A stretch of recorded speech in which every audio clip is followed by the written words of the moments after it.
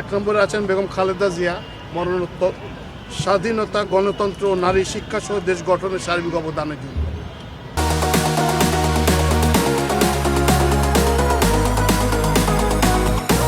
স্বাধীনতা পুরস্কার 2026 তারিখের এইটার চূড়ান্ত হয়েছে। এবারে 20 জনকে পুরস্কার দেওয়া হচ্ছে। এক নম্বরে আছেন বেগম খালেদা জিয়া, মরণোত্তর, স্বাধীনতা, গণতন্ত্র ও নারী শিক্ষা সহ দেশ গঠনের সার্বিক অবদানের জন্য। 2 নম্বর হচ্ছে ফৌজদার ক্যাডেট কলেজ, মুক্তিযুদ্ধে সবচেয়ে বেশি সংখ্যক সদস্য দেওয়ার জন্য, যারা বীর উত্তম বিভিন্ন খেতাবে ভূষিত হয়েছেন। মেজর মোহাম্মদ আব্দুল জলিল, মরণোত্তর, মুক্তিযুদ্ধের জন্য।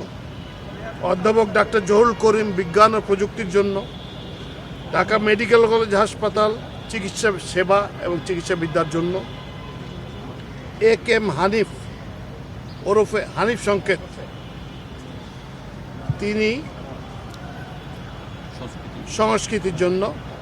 তার আগে হচ্ছে বশির আহমেদ, মরণোত্তর, ওনার সংস্কৃতির জন্য, ওনার গান খুব পরিচিত, একসময় খুবই পরিচিত ছিল আমাদের। ডক্টর আশরাফ সিদ্দিকী, মরণোত্তর, সাহিত্যের জন্য। জোবেরা রহমান লিনু, ক্রীড়া ক্ষেত্রে বিশিষ্ট অবদান রাখার জন্য।